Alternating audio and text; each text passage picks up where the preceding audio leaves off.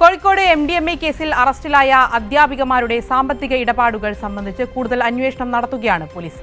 ഇവർ നടത്തിയ വിദേശയാത്രയും online app വഴി നടത്തിയ പണമിടപാടുകളും അന്വേഷിക്കും. അതേസമയം പ്രതികളായ അധ്യാപികമാർ സംഘടനയുടെ ഭാഗമല്ലെന്ന് KRTA പ്രതികരിച്ചു.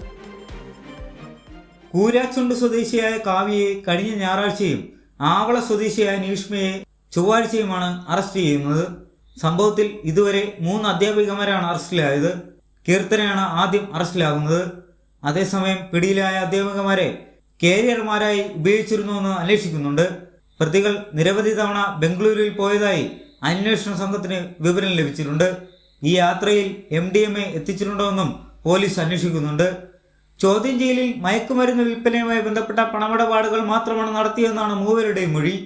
അതേസമയം പിടിയിലായ അധ്യാപികമാർ സംഘടനയുടെ ഭാഗമല്ലെന്ന് കേരള റിസോഴ്സസ് ടീച്ചേഴ്സ് അസോസിയേഷൻ ജില്ലാ സെക്രട്ടറി B. ശ്രീകല പറഞ്ഞു. ഓട്ടിസം സെൻ്ററുകളിൽ വരുന്ന കുട്ടികൾക്ക് തെറാപ്പി കൊടുക്കുന്ന അധ്യാപകരാണ് ഇവർ.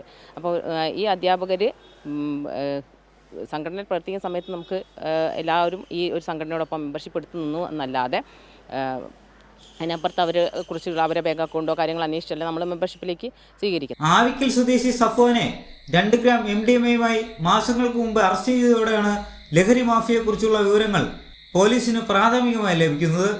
ഇയാളെ ചോദ്യം ചെയ്തതിൽ നിന്നാണ് പേരാമ്പ്ര BRCയിലെ അധ്യാപിക കീർത്തനയുടെ പങ്ക് വ്യക്തമാകുന്നത്.